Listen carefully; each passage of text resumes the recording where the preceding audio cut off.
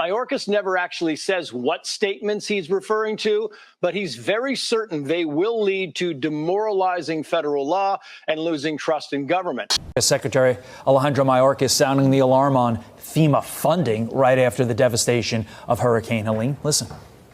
We are meeting the immediate needs with the money that we have. We are expecting another hurricane hitting.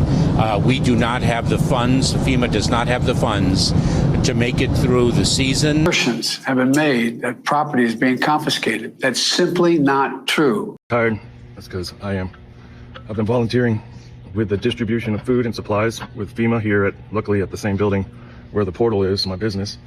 On Friday, I found out companies have been sending these products that are not going to be distributed to the public because they don't meet certain health requirements. See, FEMA's blocking it. And they're going to store them in Suite 1400, the big room, which is they're shutting down aid to people, and they're going to steal his warehouse so they can put the stuff there. Of my business model.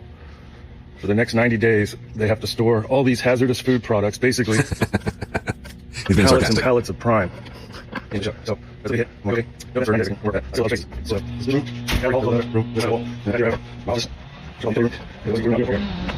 Big mess out here. But I just got a phone call today saying they need the courtyard to put 2 dumpsters in it. I said, okay. For how long? And they said, well, why won't you put the dumpsters in the back with all the other dumpsters? Basically, and yeah, I can't make this shit up. Basically, they said, well, we don't want the dumpsters to be seen by people driving by. You hear that? Or are they throwing away? As a matter of fact, and yeah, I can't make this shit up. Basically, they said, well, we don't want the dumpsters to be seen by people driving by. You hear that? Or are they throwing away? As a matter of fact, we just emailed you your lease termination paperwork. So you're telling me that FEMA and the National Guard have just commandeered my space while I'm looking for a new place to live, volunteer, and still work to get some income whenever I can. Now it's all gone. It's not, we'll relocate you or compensate you for 90 days. It's straight, we need your space. You have 30 days to leave. You're catching wind now that people are being stopped at the borders. If you are coming in with stuff, do not tell the police that you're doing that. Fucking lie and say that you live here, you're coming home, you have a 100% pure pathway. Deny, deny, deny. Do not say you're bringing stuff to aid us because they're turning you around. I don't know why.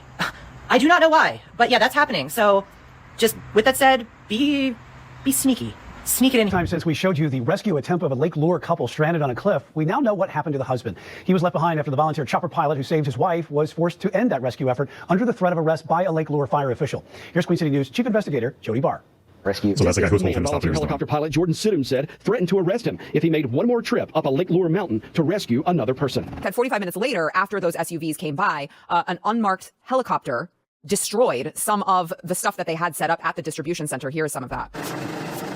Yeah, so here's the unmarked helicopter, and it's lowering itself so far that all of the supplies, the tents, are flying up in the air. Look at the supply setup. So it's illegal to fly unmarked helicopters. And I just would wonder who it would be that would be allowed to fly in an unmarked helicopter. Was FEMA blocking supplies and shipment? This says a shocking first-hand account from SpaceX engineer in storm-battered North Carolina reveals that Biden-Harris Federal Emergency Management Agency, or FEMA, blocked shipments of critical goods for relief efforts into the region. There have been numerous reports this week of FEMA actively hindering relief efforts in the western part of the state, including threatening private helicopter pilots with arrest for conducting rescue missions. Elon, update here on site of Asheville, North Carolina. We have powered up 2 large operating bases for choppers to deliver goods into hands. We've deployed 300 Starlinks, and the output is that it has saved many lives. The big issue is FEMA is actively blocking shipments. It's very real and scary how much they have taken control to stop people helping. We are blocked now on the shipments of new Starlinks coming in until we get an escort from the fire department. That may not be enough. This is an invitation to all the people displaced.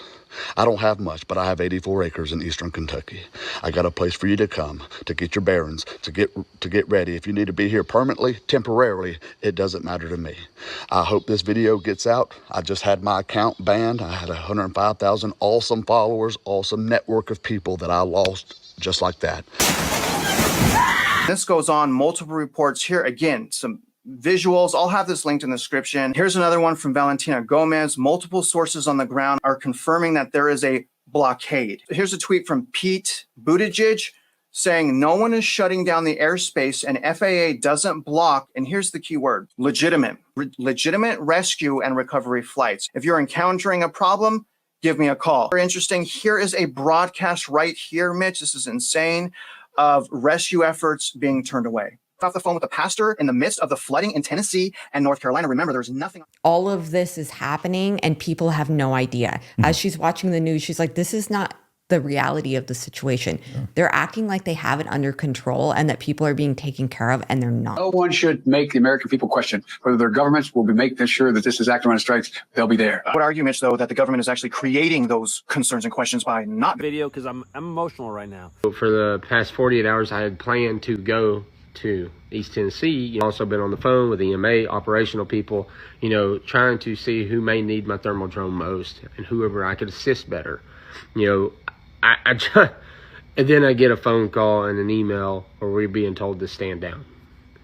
I've also spoken to rescue crews that are there right now. I have heard from people, Danielle and Alex, no offense to y'all, I've heard from these two people about how he went to take generators and supplies there and he was turned down. The water, food, stuff like that, turned down. Why? Make it make sense. Howard, I'm a member of the Florida State Guard Special Missions Unit, and I'm also up here with Aerial Recovery, a nonprofit. I came up here on Sunday with Aerial Recovery. Here's the problem. I'm going to tell you everything that's happening from the ground, what I'm actually seeing, because what they're telling you is complete bull on the news, and these politicians don't have a fucking clue and they're lying. Only thing I need from this video is helicopters. If I have helicopters, I can save lives. Without helicopters, I can't reach these people. I am literally flying around in a civilian helicopter looking for SOS messages carved in the mud or painted on the ground, and we're dropping down and saving them. Yesterday, me and my team did the rescue of that 11-day-old baby. And all these government officials and social media, they're showing that video, that pictures and video of that rescue, and claiming that they have some government helped with that. And I mean, even USA, I think it was USA Today, wrote an article about it saying it was a Florida National Guard that went and got it, with a helicopter. No, it was me, my buddy Charlie, and a civilian named Zeb with his own personal helicopter out of Wilmington, North Carolina. Without that civilian, that baby would be dead. And the old lady we went and rescued after that, she'd be dead too, because she had 1 day left of oxygen. No one was going to go get them. I will tell you, when we go up in the air, I probably see 40 civilian helicopters, and I might see 2 Blackhawks, National Guard, military, whatever they are. That's it. No one's out there doing rescues. Aircraft that's sitting on the ground. If you're in the area of Donaldson, South Carolina, you're going to see 10 National Guard birds sitting there. They've been sitting here the whole time, not flying rescues. I don't know why the commander hasn't pushed up higher to get these aircraft involved. This is facts. It's criminal. You hear all these things that, FEMA doesn't want to help, the government doesn't want to help, and I'm like, no. I've come to the conclusion it is 100% true. It's heartbreaking. A pilot we know, and that's all I'm going to say, has gone into North Carolina, but now they're being threatened with arrest. That is a true statement. People will be arrested. As long as, I guess, if you land on private property, they legally can't touch you. But these 10, I think there's some Chinooks and some Blackhawks sitting, and they've been sitting. It's criminal. You serve the people of the United States. You don't serve FEMA. You need to be hollering. You need to be documenting this. There's resources not being used to rescue people that are in desperate need of rescuing. This is a tragedy beyond comprehension. The federal government is not here to support the people. They're here to oppress the American people. And I say that in all sadness, seeing I've devoted my life to serve the United States Army. When you join the military, you want to make a difference in people's lives. You want to be able to help people. But now we're being used to be warmongers. We're used to push an agenda that is contrary to the Constitution, contrary to the Bible, contrary to just good morals. Where they drop off their supplies. Me thinking that they're going to have all these supplies. And she come out, when our community members come out, and she was like, oh my goodness, I'm so glad y'all here. Come to find out we were the only one. Really? We were the only one, and they had 3 tents. So they didn't even have a center of where to do it, because you were the only one. We were the only one. They had 3 tents set up outside. And I guess maybe they had about 20 cases of water. How would you characterize the federal response here? How has it been since the beginning? Incompetent, if we're talking about broadly speaking. Limited to no personnel. Once they did get here, they put themselves in positions, obviously, to try and create connections or contact or rapport or whatever it might be. But in the process, there's not been dedicated assistance or support. Expressing the lack The lack of initiative, urgency, competency from the federal government to be able to help these people, things that the news is not reporting on. But the reports that are coming out of these towns in western North Carolina are horrific. The news is not even coming close to catching the true devastation. There are bodies that are floating down the river, babies. If this is not a wake-up call that our government is not for us, then I don't know what is. They're everyday citizens who are taking it upon themselves to go and deliver items and things to these people. And don't believe everything that you're hearing on the news, because they're not. One of my friends in Canada had heard that there were like 200 people missing and maybe 40 dead. Y'all, so much more than that. Oh my gosh. At the local hospital in Nashville, there are over 900 unidentified bodies. And that was just from 2 days ago, so I'm sure there are more, but... His death toll that I was able to find was a death toll that surpassed 200. It's going to be up to us. We cannot count on Uncle Sam. It's going to be neighbor helping neighbor. What, we're going to say these people are lying? I mean, that'd be pretty wild for people to just come on video and lie about stuff like this. This guy's in northern Florida. For other areas that were impacted by the storm, this is seriously something I need you guys to watch from the storm and how FEMA's gotten involved. So, as you know, I own a fleet of dump trailers and I rent them out to people. Well, they've been insanely busy and the line at the landfill has been 2 to 3 hours long. Well, yesterday we were informed that the landfill was no longer going to be accepting storm debris. We all said, what the hell? What kind of sense does that make? So they said that FEMA was going to be setting up free dump zones and that we'd go and empty our loads there. So I said, okay, that's great. You know, we won't have to charge the client a dump fee. We can hopefully have a higher turnover rate, help more people. All's good. They said that information was supposed to be released last night on some of the city's websites. Well, I went to St. Pete's website. I went to the Pinellas County website. I went to the dumps website. Nothing was there. I went to FEMA's website. Nothing was there. And this morning I said, okay, well, maybe they didn't get it set up in time and we need to still go to landfill. So 4:30, got up, hooked up some trailers, headed to the landfill. They had a sheriff there turning people away and saying, you cannot dump here. And I said, well, where am I supposed to go? And I said, you know, there's no information online. I said, go online, find the FEMA website. I said, you pull out your phone, you show me where it is. And I said, you got to get out of here. You're obstructing traffic and you can either leave right now or you can leave in the back of the sheriff car. And they said that FEMA has come in and shut down the landfill, shut down the waste management's... FEMA has come through and shut down the landfill. Transfer station, and we were not allowed to dump there, and we had to go to these FEMA sites. I said, well, where are these FEMA sites? No one can tell us. And they still didn't have the information. So I decided to call one of the biggest companies in the area, definitely a competitor. And I said, look, I'm a smaller business, and I'm curious, do you guys know where we're supposed to empty the storm debris? And said, yeah, there's 3 dump sites set up by FEMA, and they're for resident use only. You cannot go in there with a commercial grade truck, you cannot go in there with a commercial grade trailer, you can't go in there with anything with any lettering on it. They had asked them, well, what do you suggest that we do with the thousands of bins that we have rented out, full of trash, ready to go to the landfill right now? And they said, dump it back in the people's driveways. What? FEMA will get around to cleaning up on our own. He said, what do you mean FEMA's going to clean up? They said, over the course of the next year, FEMA will be picking up all the trash. So in the meantime, over the course of the next year, and this is from personal eyewitness thing, as I was dropping off dump trailers, within 2 days, there's mold inside people's homes. That mold doesn't stop growing just because you take the trash out and you put it at the road. It's going to be growing at the road. Shore Acres Boulevard, there are dozens of rats hopping from pile to pile. It is an absolute breeding ground. And they want all that stuff to sit there for a year. It's clear. We got a notification from TEMA. I'm guessing that's FEMA for Tennessee. I'm not exactly sure. I think it's supposed to be the disaster relief people, but they were like, do not donate your time. We don't want you to donate time unless we ask for you. And we don't want you to donate stuff to other people. You need to just donate money and stuff to us and get your instructions from us and listen to us. What? And then they said yesterday, we don't go into areas that the roads are not easily accessible. What? You are the disaster relief people. Like, that is your job, to go into the areas that are hit by disaster and provide relief. Not to just go to the easy area and sit and wait for the people that are in the disaster area to be able to come to you. So donate to our local churches, because they will make sure that the people that need it will get it. Now the claims are getting even more bizarre. Congresswoman Marjorie Taylor Greene, a congresswoman of Georgia, is now saying the federal government is literally controlling the weather. We're controlling the weather. It's beyond ridiculous. The technology has been around for a very long time. You know, they were talking about climate change yesterday, and now we're learning that scientists and researchers are looking at how to change the weather on purpose. That's right. Lasers now could one day manipulate rain and lightning. Yet the general public has no idea the extent of weather modification that takes place not only by the United States government, but governments worldwide. In 1905, when San Diego was suffering from drought, the merchants of Los Angeles approached a professional rainmaker and offered him a $1,000 reward if he could make it rain 18 inches in 3 months in Southern California. The rainmaker took him up on the bet, and he concocted a secret mix of 23 chemicals in large evaporating tanks. And he built rain towers to bring on the downpour. Curiously enough, it rained when the rainmaker said it would, and in fact, he did such a good job that he caused flash floods, resulting in millions of dollars in damages. Operation Popeye was a highly classified weather modification program that took place between 1967 and 1972. It involved a cloud seeding operation during the Vietnam War with the goal of extending Vietnam's monsoon season. Basically, through cloud seeding, Operation Popeye induced and prolonged the rainy season. Pilots would fly over Vietnam towards an active storm cell toting a canister of silver or lead iodide. which were, at the time, considered the two primary sources of water condensation nuclei, or to simply put it, the two chemicals you needed to cloud seed and make it rain. What's weird is this practice was completely kept secret from the public. The Nixon administration denied Operation Popeye and lied to Congress, but somehow journalists got a hold of the details and published stories about rain being used as a weapon. Maybe that was back when mainstream journalism was actually a respectable career path. In 1978, a new treaty went into effect under the Environmental Modification Convention, prohibiting the military or other hostile use of environmental modification techniques as they were found to have widespread, long-lasting, or severe effects. Basically, this convention banned weather warfare like what we saw in Vietnam, but it didn't ban the actual practice of playing God and manipulating the weather for other purposes. How does this practice affect our overall climate, and does it destabilize our weather systems? And when climate change is such a hot topic, why does the government's use of weather manipulation never seem to make it into the conversation?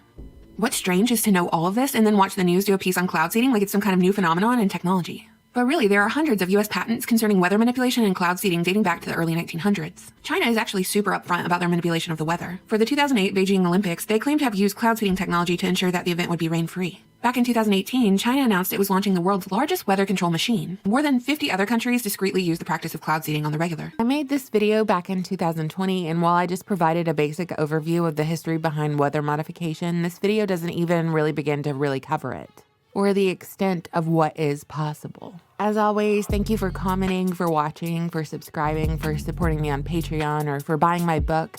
I'll be back soon with another update. Just please stay safe, internet friends. Do whatever you need to do. You ready for this? By the way, just brace for impact, because you're going to say there's no way this is true.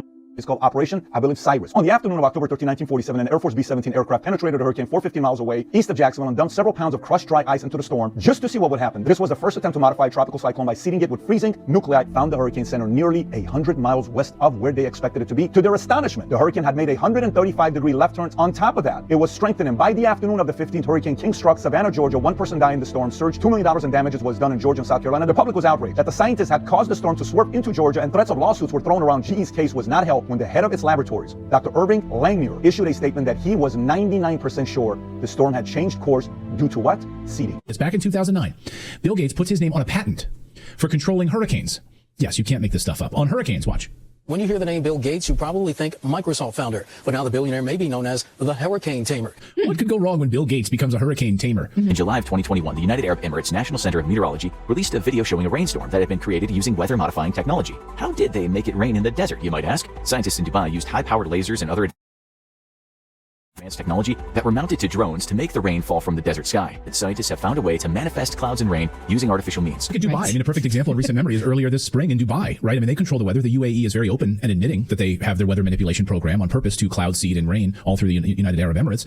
Massive flooding because they did too much of it. I don't appreciate the fact that CBS and the director of CIA decided to flirt with a conspiracy, because I don't like that they're doing that. But if they want to take responsibility for this, they can.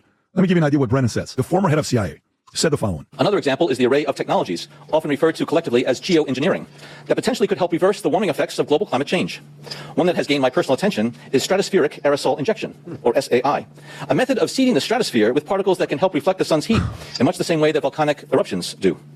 An SAI program could limit global temperature increases, reducing some risks associated with higher temperatures and providing the world economy additional time to transition from fossil fuels. Right. Wow. This process is also relatively inexpensive. The National Research Council estimates that a fully deployed SAI program would cost about $10 billion yearly. This is the U.S. government came up with something called the National Weather Modification Policy Act of 1976. You know what this is about? This was about if any company is participating to try to alter and modify the weather, you have to give us a warning 10 days in advance. 70-year anniversary of the first hurricane seeding experiment. What? Called Operation Project Cyrus. It's purely a question. But the more and more and more digging you do on government websites, they tell you, we have access to this. We've been working on this. And even the director of CIA says we have something like this to work with. Because of the devastation that they wrought throughout Georgia by manipulating a hurricane. So Bill Gates holds a hurricane modification patent, a hurricane patent that can tame a hurricane. And the patent allows for strengthening and steering of the hurricane. You can read the patent yourself. It allows for the strengthening and steering of the hurricane. Bill Gates holds this patent. I mean, the blatantness with which these programs are ongoing is staggering. And people think, well, everyone would be lining up to talk about this, right? The experts would all be coming out of the shadows to admit to this. What happens to whistleblowers? What happened to Assange? What happened to John Carrico? The person who blew the whistle on the illegal torture programs, he's the only one that went to jail for it. So no, people aren't going to be lining up. And we have, right now, Clayton, we have an illegal federal gag order on all National Weather Service and all NOAA employees, the nation's weathermen. Why in the world would you have an illegal gag order on those agencies, forbidding them from discussing any of the agency operations? It has dropped 50 millibars in 10 hours. I apologize. This is just horrific. Now the claims are getting even more bizarre. Congresswoman Marjorie Taylor Greene, a congresswoman of Georgia, is now saying the federal government is literally controlling the weather. We're controlling the weather. It's beyond ridiculous. They're saying people impacted by these storms will receive $750 in cash and no more. That's simply not true.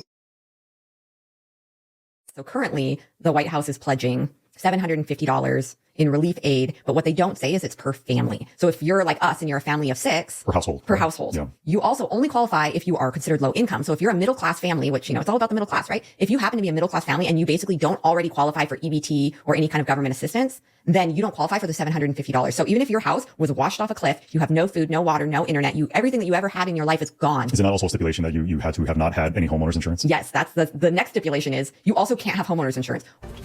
My daughter, whose house got completely wiped out, she has no flood insurance, meets with a FEMA person, applies for everything she gets, doesn't get the $750 that Kamala says that she's supposed to get, gets approved for $300 for personal items. What is that going to do? But my home was on an 80-foot cliff, and it was standing. And I have a photo of it standing the next day after the storm. And later that day, it just fell off the cliff, and I contacted FEMA, and the FEMA person told me before I hung up, he said, well, we're categorizing this as a mudslide. So, they Sean, haven't even been to my property yet, and they've already categorized it to where my insurance won't be in. Website. Now, this is what it says. As the Biden-Harris administration continues search and rescue response and recovery efforts across Southeast, federal aid for survivors surpasses $110 million. We've been looking at reports that says all they've given is $750 million, but we know 4 million people were impacted. $27.50 per person. Support for Tennessee. This is on FEMA's website.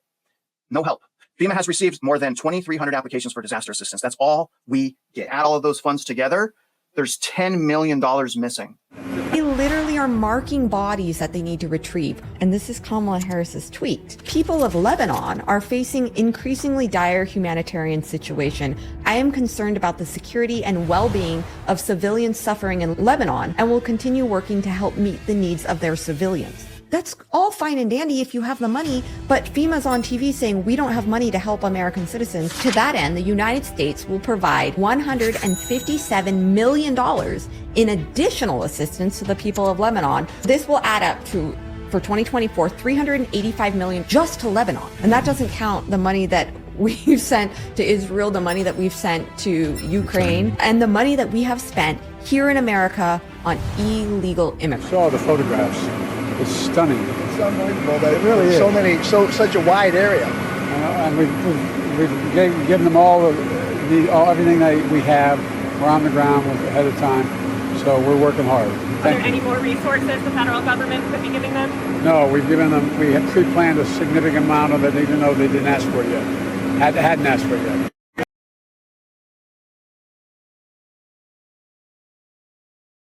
They're saying the money is needed for this crisis is being diverted to migrants. What a ridiculous thing to say. It's not true.